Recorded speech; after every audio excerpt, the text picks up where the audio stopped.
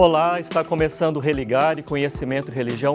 Quais as marcas da colonialidade no processo filosófico educacional do Brasil?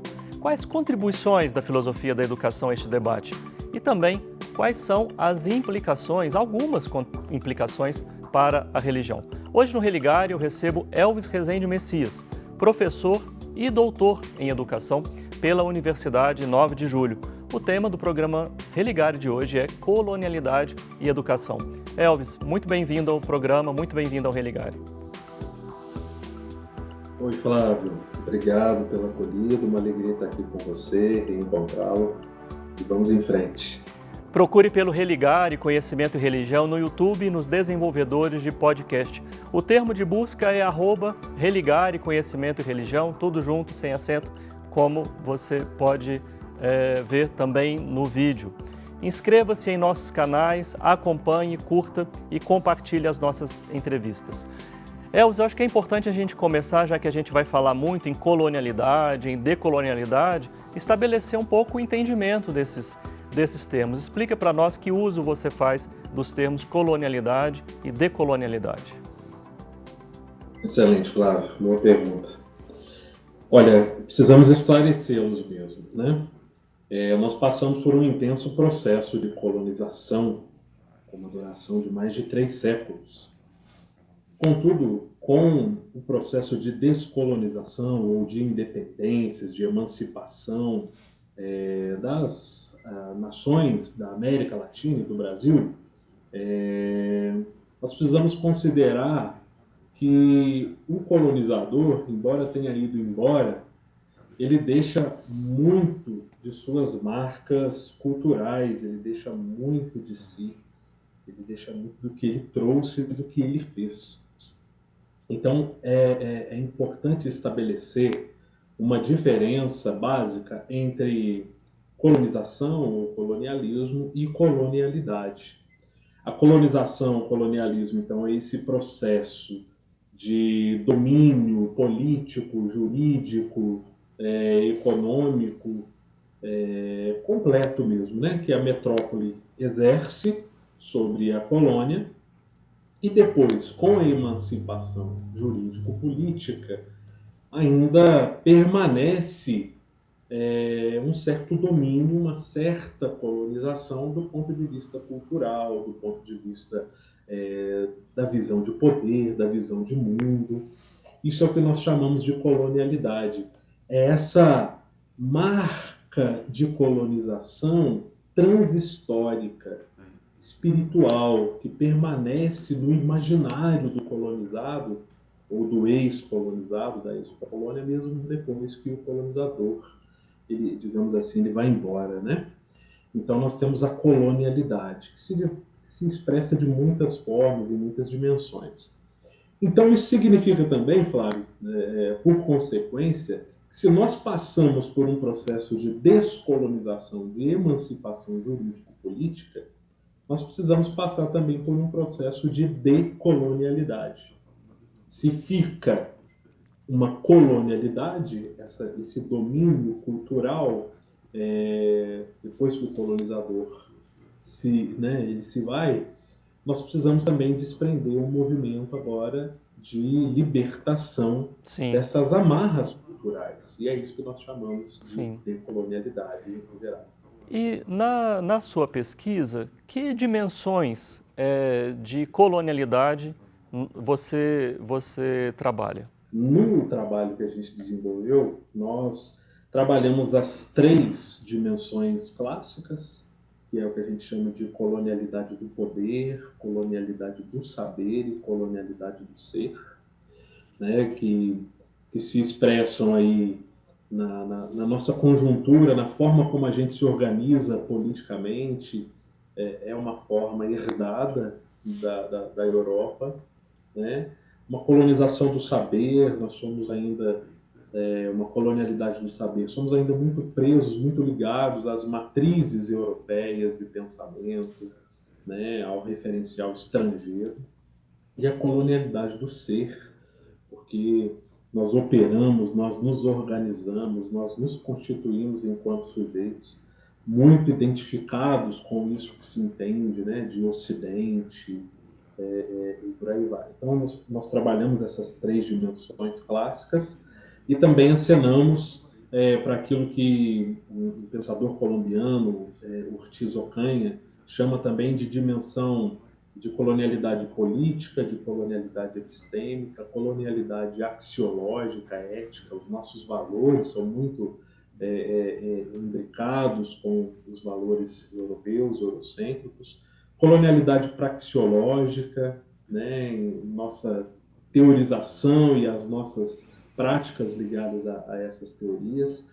Uma colonialidade cosmogônica, o planeta sofre com o nosso padrão de desenvolvimento euro-ocidental, e nós aplicamos isso na nossa forma de pensar e de planejar a economia, o nosso desenvolvimento industrial e por aí vai.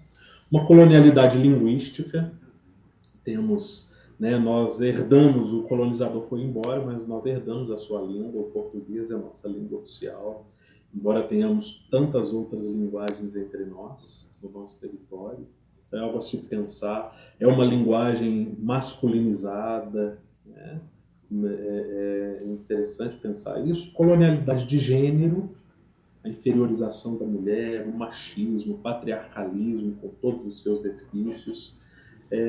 A autocolonialidade, nós às vezes nos sabotamos no sentido de desvalorizarmos o que é matriz cultural dos nossos povos tradicionais, dos seus saberes, e um conceito central que é o conceito de colonialidade cultural, que trabalho de maneira especial no capítulo 2º da tese. Sim, é uma questão bastante abrangente, né? Você, concretamente, das relações entre o colonizado, a colônia e a metrópole, né? Que elementos você destacaria, né? Que exemplificam algumas dessas relações que você traz aqui? Muito interessante isso. Acho que, primeiramente, é importante frisar que a relação entre o que a gente pode chamar de cultura da colônia, cultura da metrópole, digamos assim, essa relação é uma relação complexa, viu, Flávio? Ela não é uma relação que a gente pode, pura e simplesmente, lidar de maneira dicotômica, o colonizado completamente colonizado, o colonizador, né, na mais absoluta colonização violenta. Essa relação ela é complexa. Processos de subalternização eles vão acontecendo de muitas formas. A marca central dessa relação é, de fato, a marca da subalternização, da subalternidade. Você tem um colonizador que chega, que entende que a sua cultura é superior, e por vezes até entende que nem tem cultura por aqui, mas se trata de subculturas. Você tem uma relação marcadamente de subalternidade, mas há também, e por isso a complexidade, né, há também relativos conchavos entre colonizados e colonizadores em determinados momentos, né? Então, que gradativamente vai se formando uma elite aqui do próprio território, que em determinado momento vai se opor ao colonizador português de maneira mais enfática. Os próprios movimentos de independência, muitas das vezes, eles vão acontecer assim, o que não significa, por sua vez, que nós temos um grande clamor popular ouvido, considerado, associado aos movimentos de independência assim, de maneira bastante enfática, né, de maneira decisiva. Então, há relativos conchavos e tal, de tal forma, então, que é bastante questionável se há, de fato, uma cultura metropolitana no singular, né? Seria, de fato, Portugal assim tão unificado culturalmente, né? Seria a colônia e depois, mesmo com o processo de independência, a nação brasileira, o Império do Brasil depois, assim, com uma identidade nacional, cultural tão unificada? Há epistemicídios, evidentemente, no país, após a sua emancipação, mas há também processos de epistemicídios, de controles de ideias entre entre os próprios portugueses, né? Mas a relação, ela é marcadamente de subalternização. O colonizador se vê como uma cultura superior, mas Sim. nesse processo nós vemos aí meandros que complexificam, né, e que não nos permitem simplesmente dicotomizar de maneira absoluta Sim. Me a permita relação. um pedido de colaboração. Talvez o termo epistemicídio não seja assim imediatamente compreendido. Então, em um minuto, o que você consegue dizer sobre epistemicídio? Para ser bem direto. Perfeitamente. Ótimo, ótimo. O epistemicídio é esse processo de assassinato, né, Sim, de ataque vital aos nossos processos de elaboração de conhecimento, às nossas teorias. Ou seja, o que nós produzimos de cultura, o que se tinha de cultura já plenamente desenvolvido aqui entre nós, entre os nossos povos indígenas, entre as diversas civilizações aqui da América, essas culturas, esses sistemas de conhecimento, de organização social, política, cultural em geral, eles são profundamente atacados, né? Então, isso nós entendemos em geral, de maneira sim, bem objetiva, como tá. epistemicídio. Assim como você tem o homicídio, né, o assassinato de uma pessoa, você tem o epistemicídio, que de alguma forma, então, é o assassinato de culturas, de sistemas de conhecimento. E para falar sobre um aspecto desse processo de colonialidade, como é que se dá, Elvis? Tem uma instância que determina, você falava de epistemicídio, né? Que determina o epistemicídio das culturas. Como é que acontece esse processo aí durante a colonização? É interessante, né? Porque dá às vezes a impressão de que alguém diz assim, né? Vai lá e mata a cultura alheia, vai lá e tal, faz A isso. questão era exatamente essa, E, né? Sim. Tem alguém exato. que manda? Boa, boa. É, A pergunta. gente, Tem. se alguém, né, é difícil, mas há algo que de alguma forma leva a isso, né? Que é justamente a sensação de superioridade cultural, ou mesmo do entendimento de que eu tenho uma missão fundamental. De um lado por exemplo, a expansão da religião cristã, lembrando que nós estamos aí em final do século XV e início do século XVI, com a conquista, né, da América do Sul. Nós não temos uma imposição, assim, né? Vai lá e destrói. Não, você tem, na verdade, um ideal de difusão, tanto da economia mercantil portuguesa, europeia, e de expansão do cristianismo, né? Então, de alguma forma, com esse intuito expansionista, tudo que vai impedir esse intuito vai ser visto de alguma forma como um inimigo a ser controlado e, se for o caso, mesmo dizimado, né, como de fato acontece. Então, uma ordem explícita de destruição, não, mas essa auto-invocação de que eu tenho uma missão, de que eu tenho um trabalho civilizatório, né, de expansão econômico político, acaba produzindo uma atividade extremamente violenta. E também religioso, talvez, Elvis, porque a glória de Portugal não era a glória de Deus? Exato, exatamente. No capítulo 3º do trabalho, Flávio, se você me permite fazer esse aporte, a gente procura, de fato, levantar algumas marcas distintivas da cultura lusitana. Sim. E a gente percebe muito isso, que nós vemos ali entre os lusitanos, um pouco no decorrer da sua história, da formação de sua identidade, um salvacionismo ardente, né, com um grande fundo emotivo. A glória de Deus e a glória lusitana de fato se confundem, né? Você tem um catolicismo cruzado, junto com essa ideologia expansionista de expandir o cristianismo, e Portugal ele é marcado por esse universalismo salvacionista. Nós temos uma grande missão de levar a cruz de Cristo pelo mundo, né? Você tem a marca do mito, do herói salvacionista português, que vai se expressar de maneira muito especial no sebastianismo, né? Então, isso vai marcar em Portugal, por exemplo, a ideia de uma modernização conservadora, porque você quer, de fato, modernizar alguma questão política, cultural, econômica com o passar do tempo, do século, sobretudo na Idade Moderna e na Idade Contemporânea, mas essa modernização ela é limitada pela ideia de conservar, de fato, esse espírito, a saudade de uma glória perdida, sobretudo com a morte do rei Sebastião, você tem uma certa glória perdida. E por isso que Portugal ele vai ser também tão agarrado na sua colônia, né?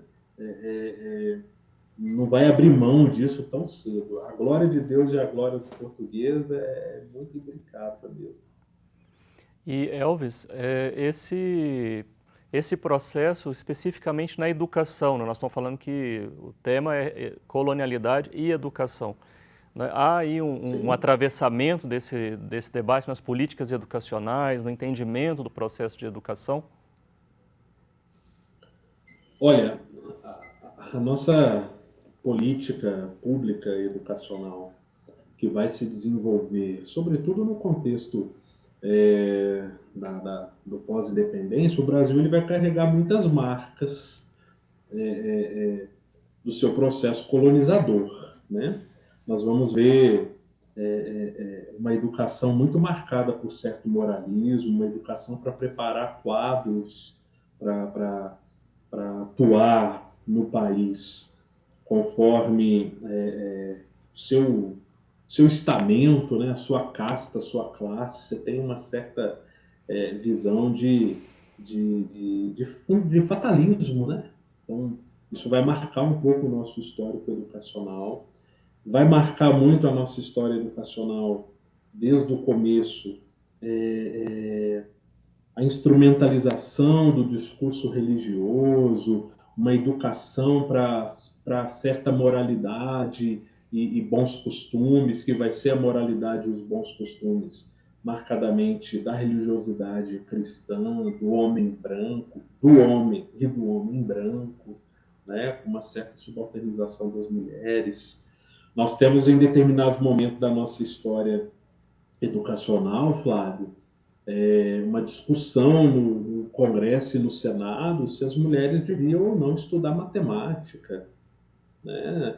Porque era visto como algo muito elevado para elas, que elas deviam, na verdade, aprender a costurar e cozinhar as meninas, e aprender as 4 operações da matemática. Já era ótimo, já era suficiente, porque elas não tinham perspectiva de elas exercerem nenhum tipo de cargo público, né, de trabalho ligado à engenharia e tal. Então, nós vamos percebendo ecos disso na nossa formação de uma maneira muito forte. E outra coisa, Flávio, muito forte também a subalternização, a exploração do trabalho da professora e do professor. Viu? Tem um manifesto de docentes lá do Império, de 1871, que enfatiza, que, né, fica muito clara que as lutas que aqueles professores viviam lá naquele contexto, século XIX, são muitas das lutas que ainda vivenciamos hoje. Né? Você tem muito penduricalho, o salário base ele é pequeno, aí você tem alguns bônus, alguns penduricalhos, né, no salário ali, mas se o sujeito aposenta, ele vai aposentar só com o salário base, que é baixo. Se ele sai de uma licença médica, é só o salário básico, continua baixo. Então, tem diversas lutas que ainda nos marcam até os dias de hoje. Você propõe, na sua pesquisa, uma pedagogia desnorteada, e a gente conclui a nossa conversa com essa sua proposição. Pois é. Flávio, por que eu chamo de pedagogia desnorteada?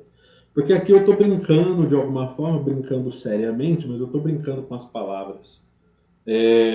Nós somos muito ligados ao norte, nós somos colonizados pelo norte, né? O norte europeu, o norte ocidental, o imperialismo estadunidense.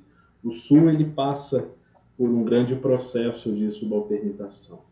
né? E às vezes as pessoas falam, nossa, eu estou desnorteado, ou seja, eu perdi o norte, né? E de alguma forma, aqui eu provoco isso, que a gente precisa mesmo se desatrelar do norte, perder um pouco esse norte, essa dependência do norte, e desenvolver uma pedagogia mais ligada aos muitos SUS, ao nosso sul, os muitos SUS que o nosso sul tem, né? A nossa realidade, não só o sul geográfico, mas o sul epistêmico, as nossas ideias. Então, uma pedagogia desnorteada significa, dentre muitas outras coisas, como eu trabalho no texto, a gente se desatrelar do norte e revalorizar, redescobrir os nossos saberes do sul, os saberes subalternizados, aqueles que resistiram, que foram colocados como saberes inferiores, trazê-los, fazer com que esses corpos e essas ideias ocupem as nossas universidades, não para reproduzir o modelo universitário e o modelo escolar do norte, mas assumir, entrar, ocupar esses lugares e ressignificar interculturalmente, né, os nossos espaços de formação educacional, escola básica, ensino superior.